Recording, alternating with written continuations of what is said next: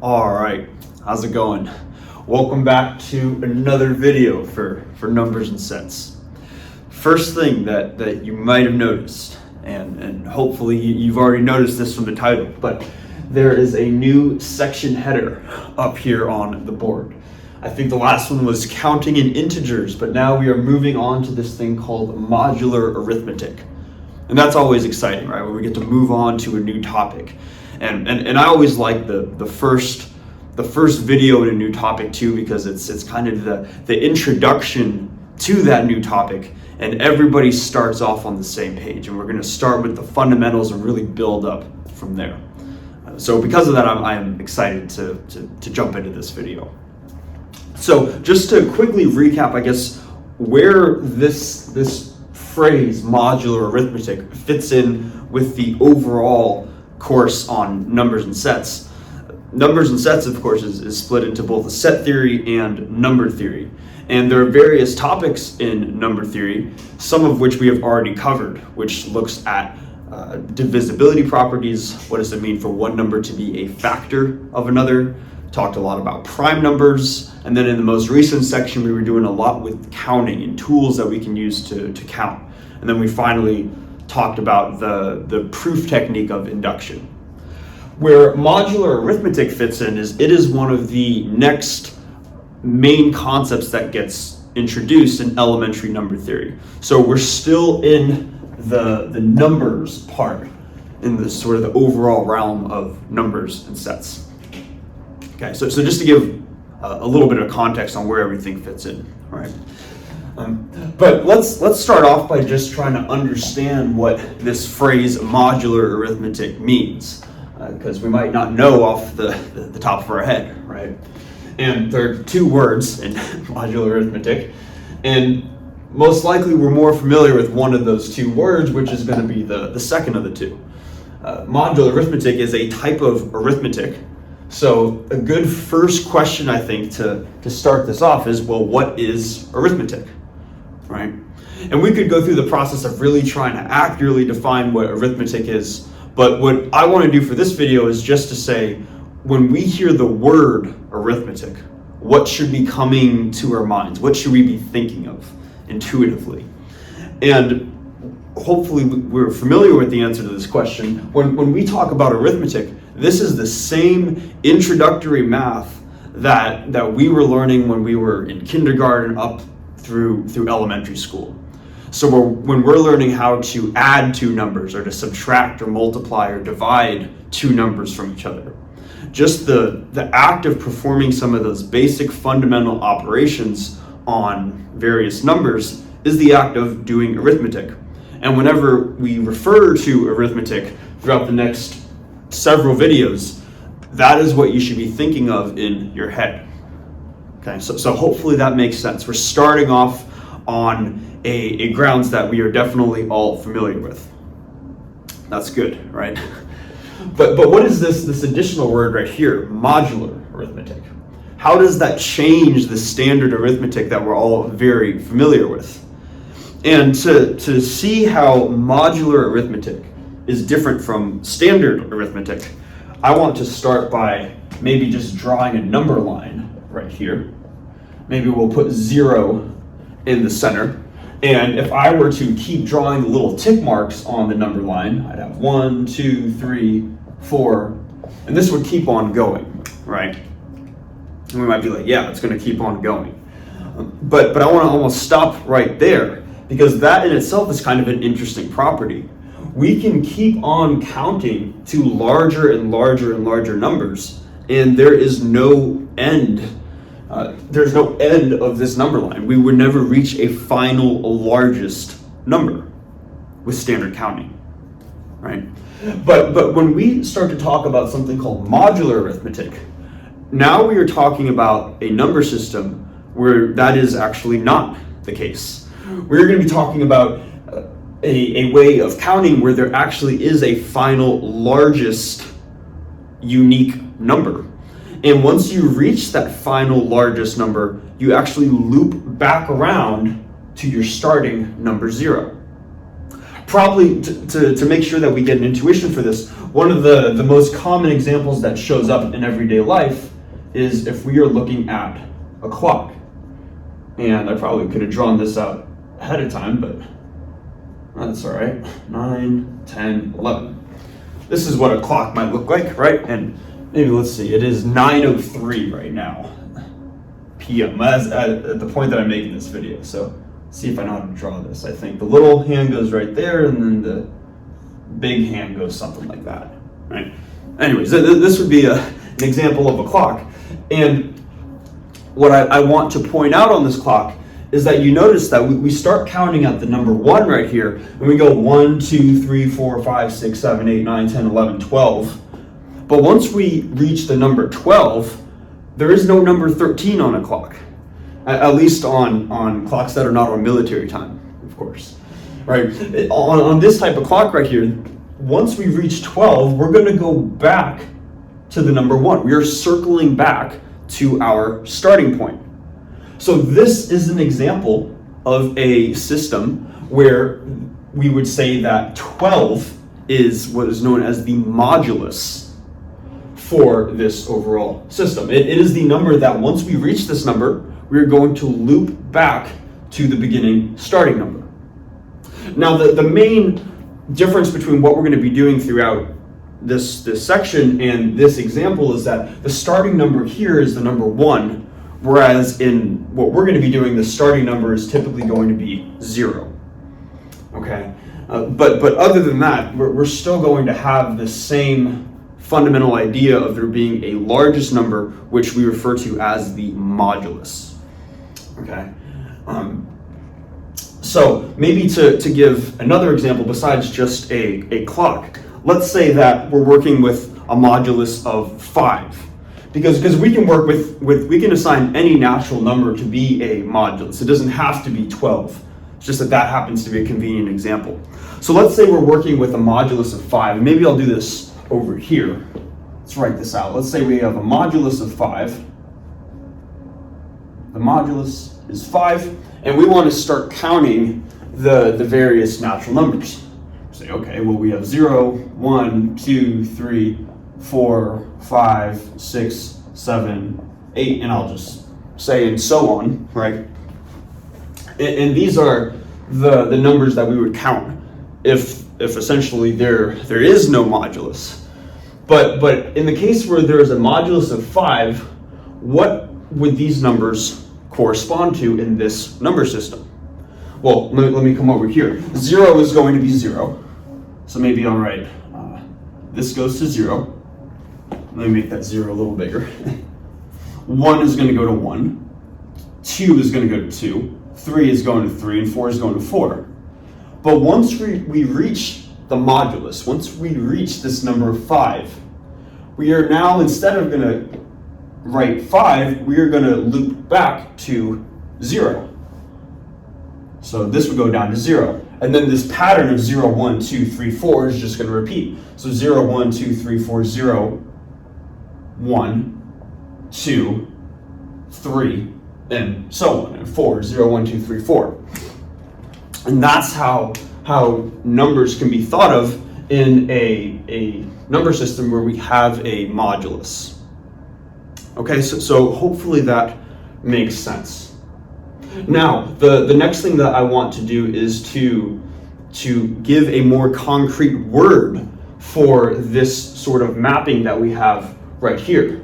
Because it almost seems like we're saying, all right, the number 3 corresponds to the number 3, and the number 8 also corresponds to the number 3.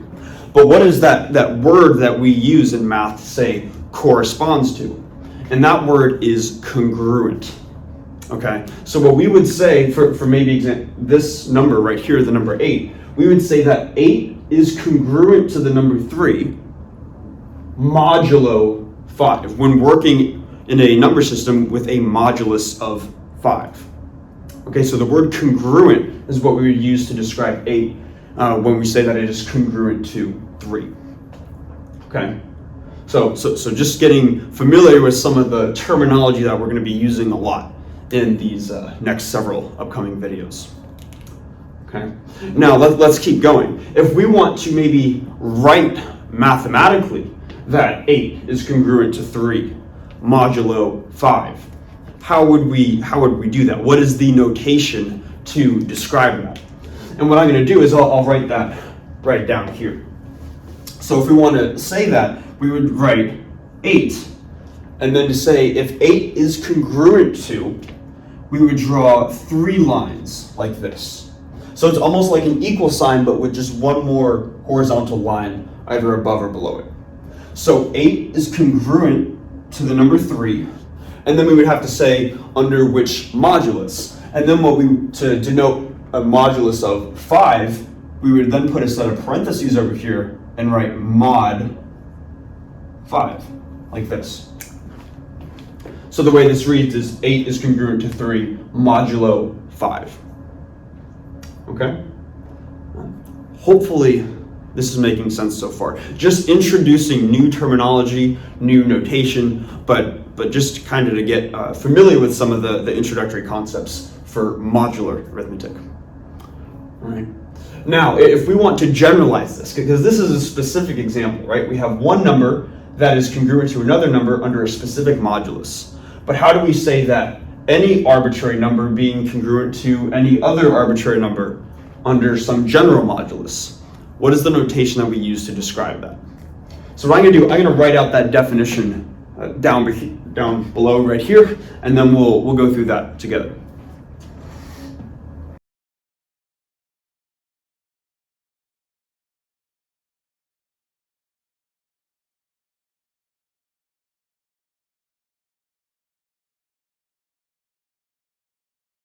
All right, so we have the definition for the term modulo, as well as some of the other terminology that we've used so far right here in this definition. So let's go through it together.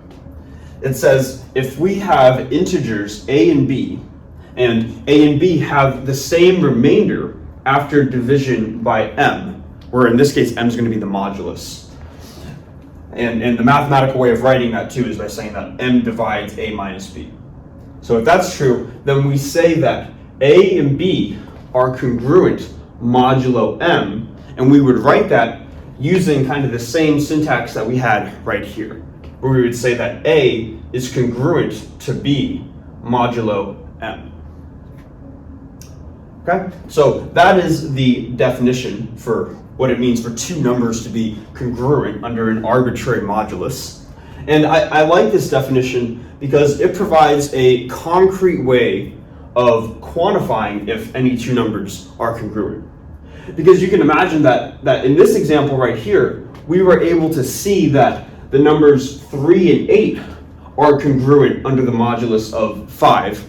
And we were able to do that kind of by just drawing a bunch of arrows and saying, okay, just by looking at this, we can kind of write it out and determine that these two would be congruent. But what happens if we have two really large numbers and maybe some random modulus where it might not be so obvious? Well, this definition right here provides a very easy way to quantify that. First part of it says that if a and b are congruent, then they have the same remainder after division by the modulus m. So let's go into what that means right here. Maybe we can see what that means based off of this example. And I think to do this, to make it easier, I'm just going to extend this a little bit to 9, 10, and 11. And then in this case, 9 would be congruent to 4, 10 would be congruent to 0, and 11 would be congruent to 1. And I'm going to stop at 11 because hopefully just by looking at this, we see that 6 is congruent to 1, and 11 is also congruent to 1. So that means that therefore, 6 is going to be congruent to 11 under the modulus of 5. They all represent the same quantity. So maybe let me write that out down here, that 6 is congruent to 11 mod 5. Let me write that a little bit lower, just so it doesn't look like it's part of the definition, right? 6 is congruent to 11 mod 5. Now, how would we show that using the definition rather than just drawing out these corresponding arrows right here?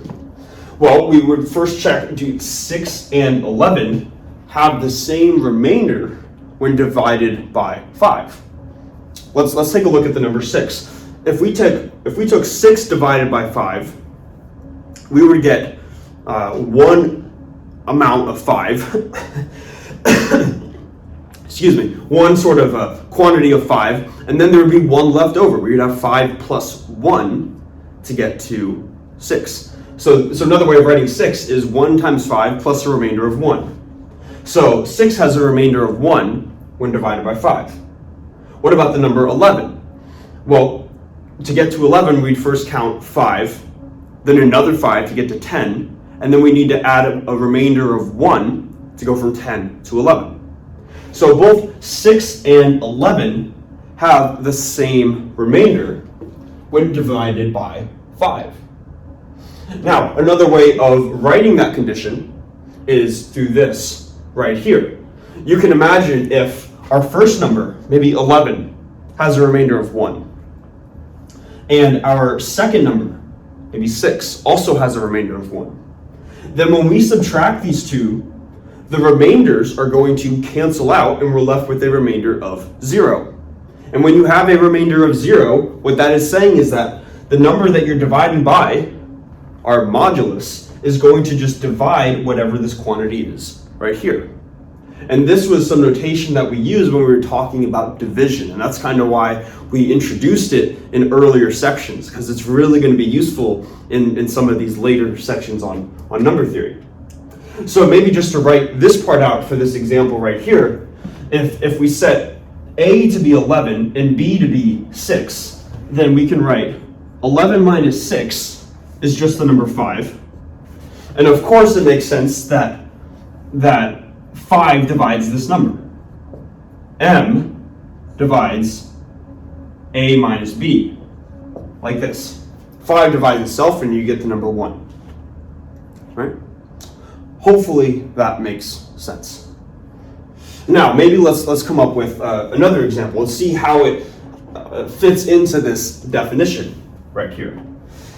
So another example would be that maybe the number 27 is congruent to the number 2 under mod 5. So now we're getting a little bit larger with our numbers, right? And maybe this one might not be immediately as obvious if we were to be writing out what the corresponding unique digit is, or the corresponding remainder is, when we write out these numbers right here. But what we can do is we can say, all right, if we took 27 divided by 5, we would get 5 with a remainder of 2. And then if we have 2 divided by 5, that is essentially 0 multiples of 5 with a remainder of 2. So these both have a remainder of 2 when divided by 5. Therefore, they are going to be congruent. Another way of seeing this is by just to take their difference, 27 minus 2, that's 25. And according to this condition right here, if m is our modulus, being 5, then we would check, is 5 divisible by this difference? Is it divisible by 25? Or does it divide 25, I should say? And the answer is yes, right? Because 5 times 5 gives us 25. So that is how we can use the actual definition of whether or not two numbers are congruent, to determine if two numbers are congruent, I should say. Okay, so hopefully that makes sense. Now, the next question that is kind of interesting to ask is we can say, all right, now we have come up with a way to show that two numbers are congruent under some modulus m. What if, though, we want to say maybe are these same two numbers congruent under a different modulus? Like in this example right here, we can see that 6 and 11 are congruent using the modulus of 5. They're congruent modulo 5. But what if we change what this modulus was? What if we changed how often these numbers repeat? Is there another modulus where these two numbers, 6 and 11, are congruent? Right, so that's kind of an interesting question to ask, and that's going to be important for some of the concepts that we talk about later. So it turns out there is a specific condition on when two numbers are congruent under a different modulus. I would maybe take some time to try to think about that, but what I'm going to do is I think I'm going to erase the board, and then we're going to go through showing what that condition is. So let's do that now.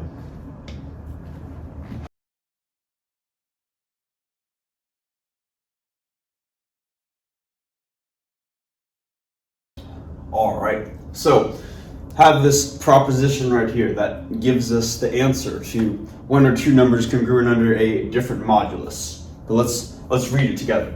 So it says, if we have two numbers, a and b, and they're congruent modulo m, and we also have this additional number d, and d divides m, then therefore we can say that a is going to be congruent to b under this new modulus, modulo d. Right? So this is the key. If two numbers are congruent under one modulus, they're going to be congruent under any other modulus that divides the original modulus, or is a factor of the original modulus. Okay, let's show this real quick. And the proof isn't super difficult, but I think it'll be good to just get familiar with using some of these quantities and getting used to showing how two quantities are equivalent. So if we're going to use this as our starting point, if a is going to be congruent to b modulo m, another way of writing that, according to the definition that we had right here, that's going to tell us that m is going to be, m divides the difference between a and b. So m divides a minus b. Right?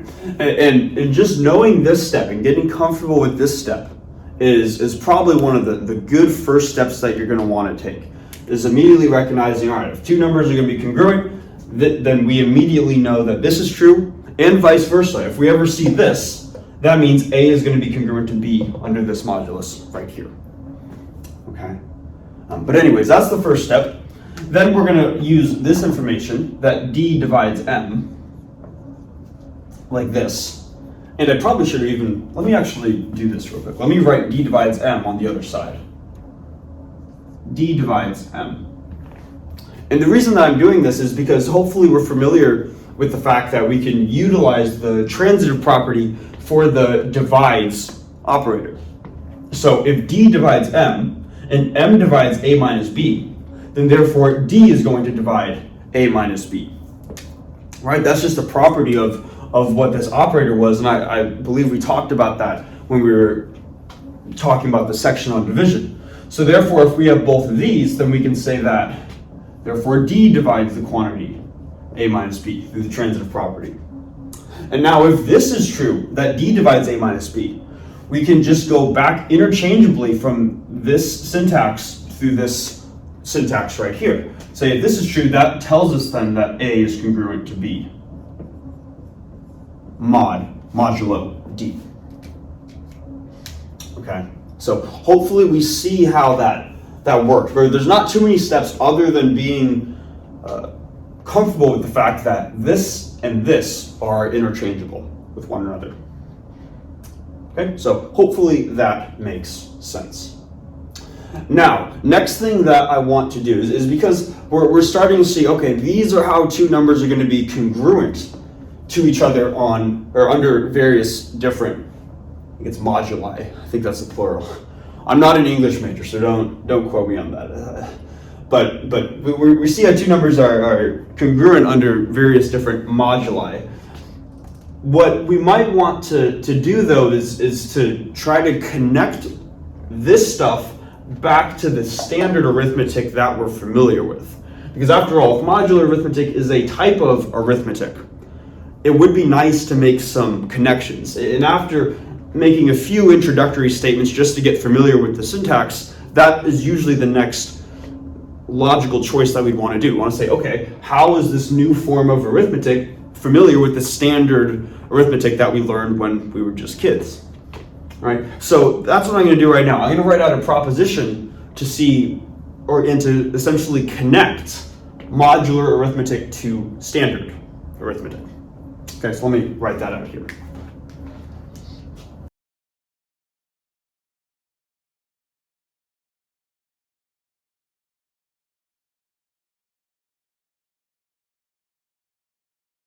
All right, so we have this proposition right here that essentially is going to tell us how we can perform arithmetic operations using modular arithmetic. And I think that these operations should be relatively intuitive. The basic idea behind this, what we're about to read, is that what we think we should be able to do from standard arithmetic is going to carry over into modular arithmetic. So let's see how that happens. So we first have that if A is congruent to B modulo M and P is congruent to Q modulo M, then if we were to take A plus P, that should therefore be congruent to B plus Q modulo M. Okay, so that's what the first statement is. That's how we add two numbers using modular arithmetic. And then if we were to multiply two numbers, A times P is simply going to be equal to B times Q under modulo M. Right? So a lot of the stuff that we might think is relatively intuitive. What I would like to do is to not just state that these are true, but let's also go through the act of proving them. Proof. And we'll go through probably the addition one first, and then we'll go through the multiplication part. So starting with verifying that this congruence right here is true, we're going to use our given information. So if A is congruent to B modulo M, another way of writing that from the definition of a modulus is that M is going to divide A minus B, like this. And then same thing with P and Q, right? If M divides A and B, then we're also going to have that M is going to divide P and Q. Right? So M divides both of these quantities right here. Now, if we remember all the way back to when we were talking about division, and this was a couple sections ago now, we were saying that if we have one number that is a factor of one quantity, and it is a factor of another quantity, then it is also going to be a factor of any linear combination of those two quantities. Right? That was something that we proved a while back. So one possible linear combination of this first guy and the second guy is just to take the number 1 times the first guy plus the number 1 times the second guy.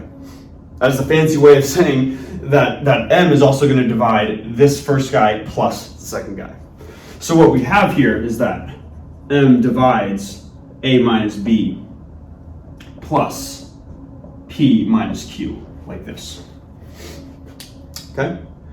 And if we have this statement right here, another way that we can write this is to just rearrange some of the terms on the right-hand side.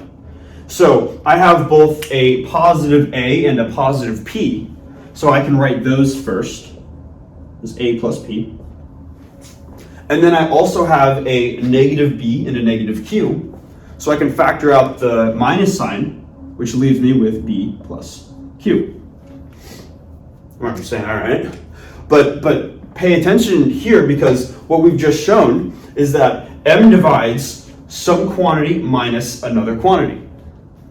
And if we remember, that was the condition that we needed to show that this was congruent to this modulo M.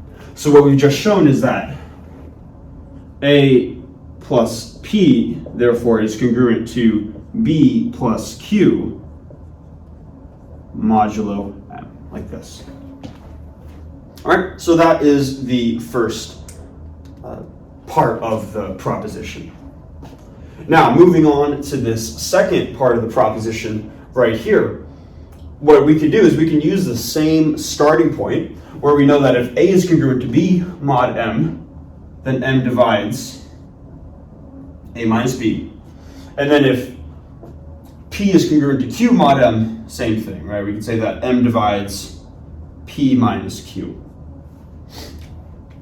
Now, what we can do is, hopefully we also remember, going back to division, this is why we covered division first, because it's so fundamental to number theory, is that if M divides some quantity, then it is also going to divide any integer multiple of that quantity. So in other words, I should be able to take a minus b, multiply it by any integer, and this will still be accurate. And same thing over here. So what I'm going to do is I'm going to divide both of these by very convenient integers. Excuse me. And we'll see how that plays out. So let's first take this quantity and multiply it conveniently by the integer p. Same integer p right here. And then let's take this quantity and conveniently multiply it by the integer b, like this. When we do that, we can then add, or we can then say that if m divides this and m divides this, same ideas over here, then m is going to divide this plus this.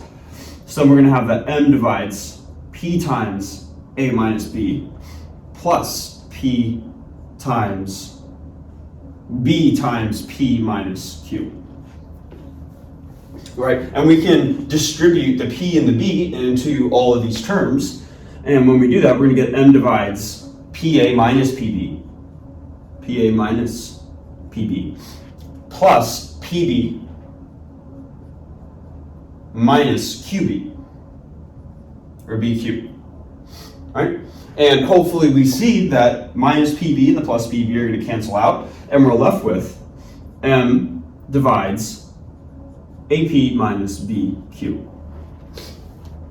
And again, this is the condition to show that if m divides something minus something else, therefore, get my chair. Therefore, that tells us that AP is congruent to BQ mod M, like this. All right, and that was what we were trying to show in the second case. Okay, so we can add two numbers in arithmetic, in modular arithmetic, how we normally do that. Same thing with multiplying two integers in modular arithmetic. Okay, maybe what might be useful too is to go through just a quick example. And I think what I'll do is I'll erase maybe the top part of the board. Yeah, let's do that. We'll just erase this real quickly, and just to kind of show what this means with some specific numbers, I think, to really be like, oh, okay, that's what's going on here. So I'm going to provide two numbers that are going to be congruent under a new modulus. We've been working with modulus 5, but we can work with any natural number as a modulus. And I have one written now where we're working with a modulus of 7. And just two examples, we know that 9 is going to be congruent to 2 mod 7. And again, we could check that by saying 9 minus 2 is 7, and 7 divides 7. And then same thing over here, we know that 36 is equivalent to 1 mod 7.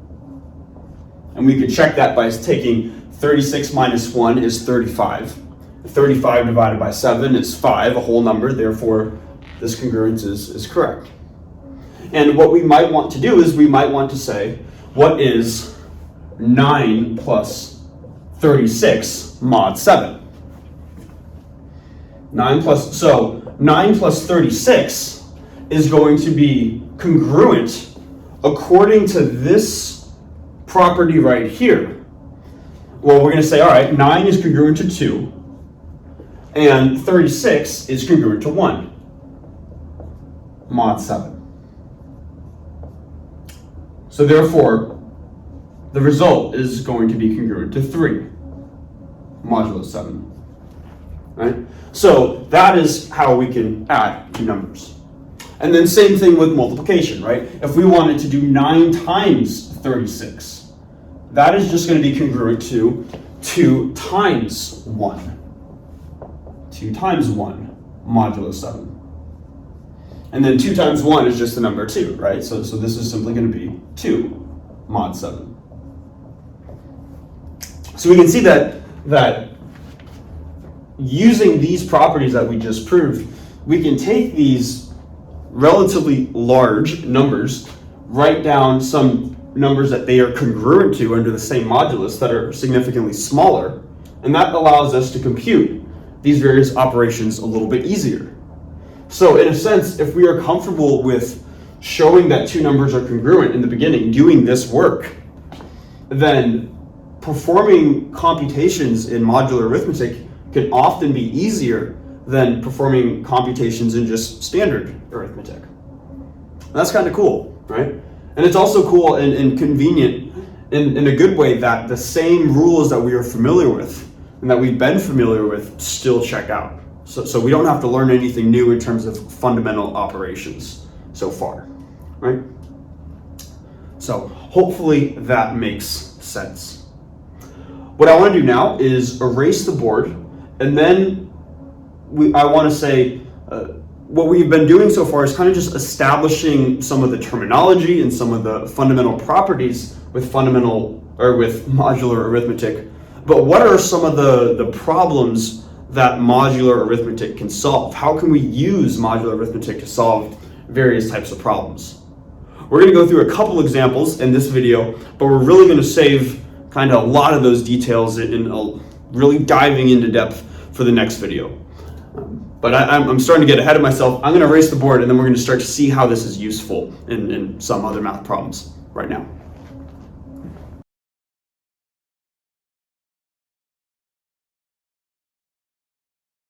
Okay, so first instance of an example type of problem that we can solve with modular arithmetic.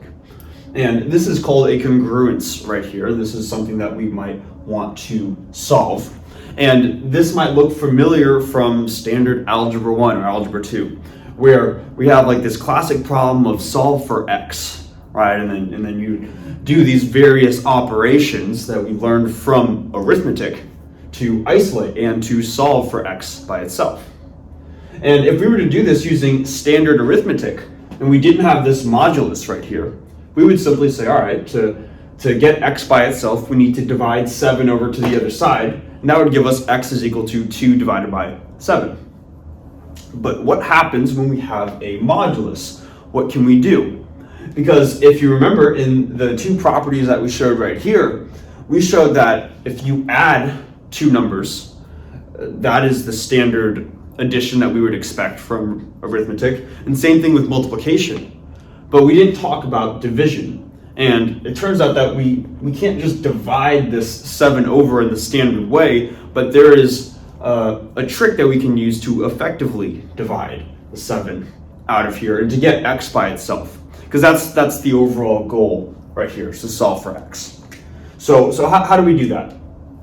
And the key that we want to use, or the trick that we want to use, is we want to say, okay, if we can multiply both sides by some number, hopefully we'll get something times x equals something, or is congruent to something else, modulo 10.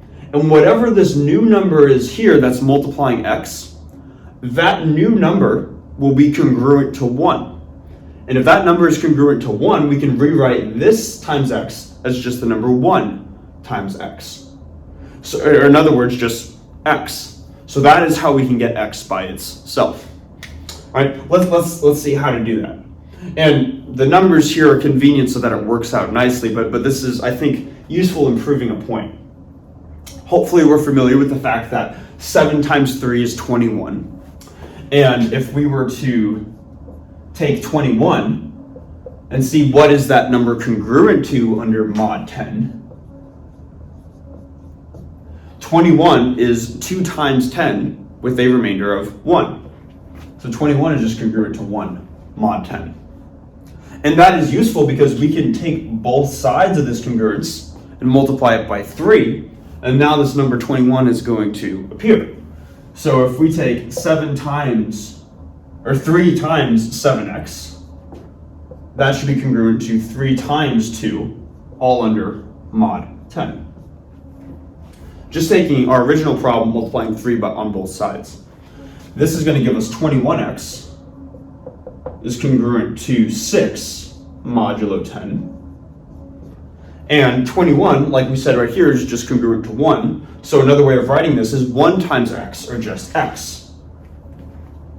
And this is effectively how we can divide by 7 in modular arithmetic. Or in other words, isolate for x.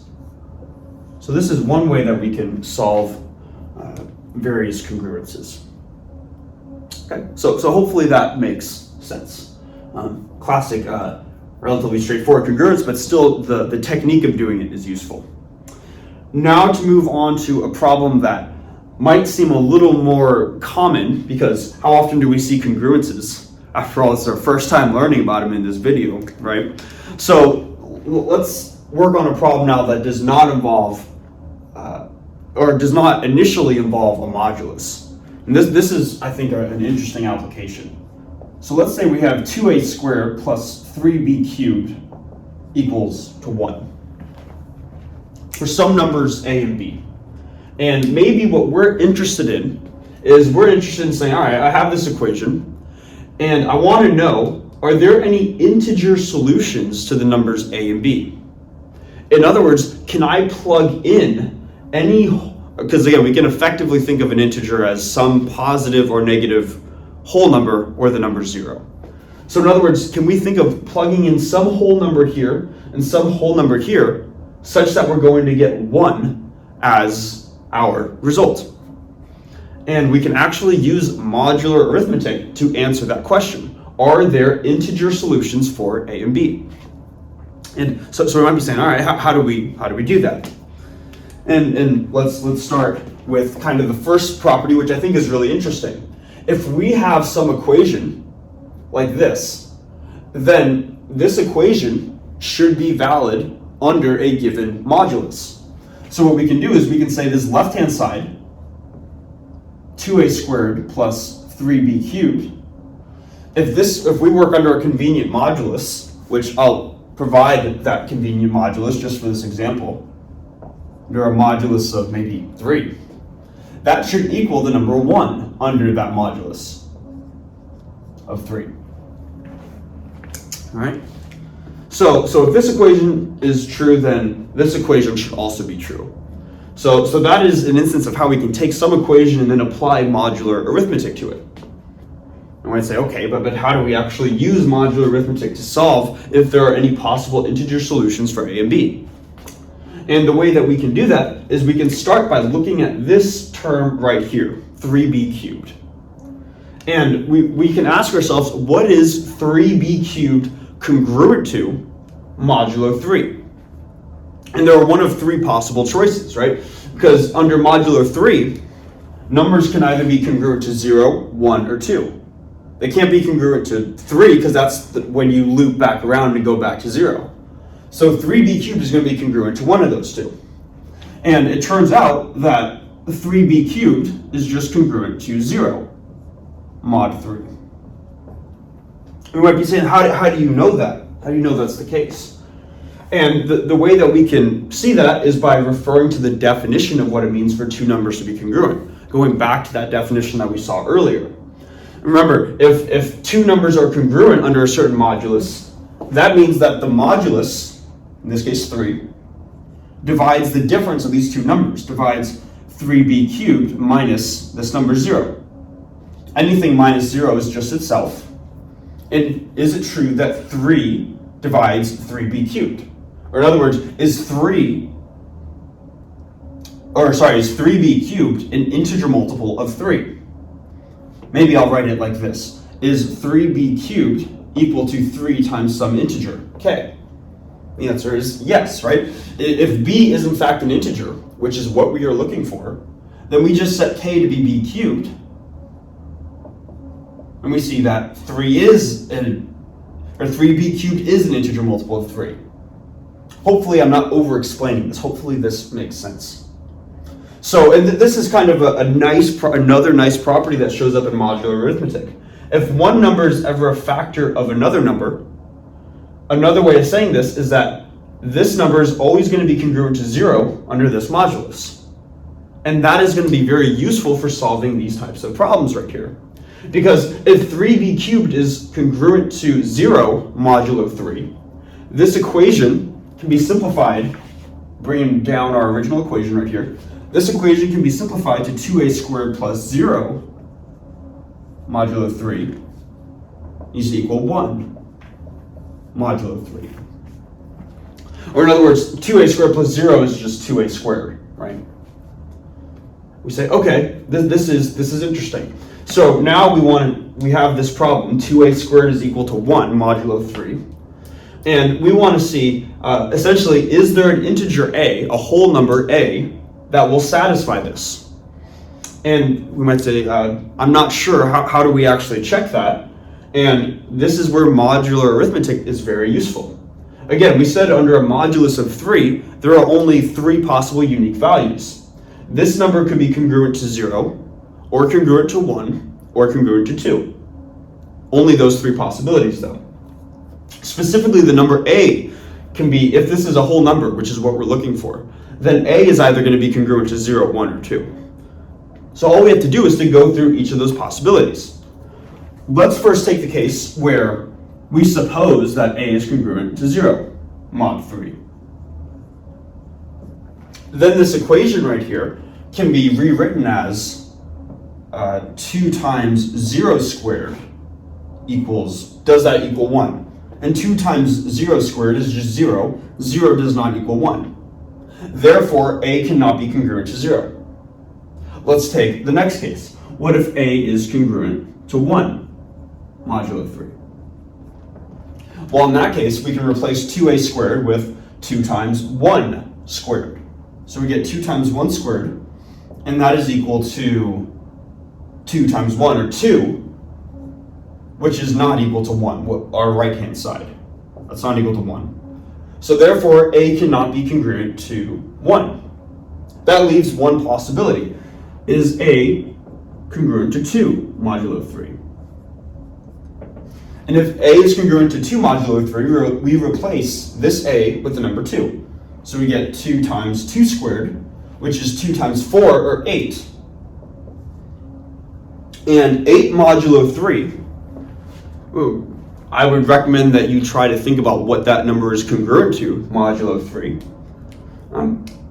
But I can tell you that 8 divided by 3 is 2 with a remainder of 2. So 8 is congruent to the number 2, modulo 3.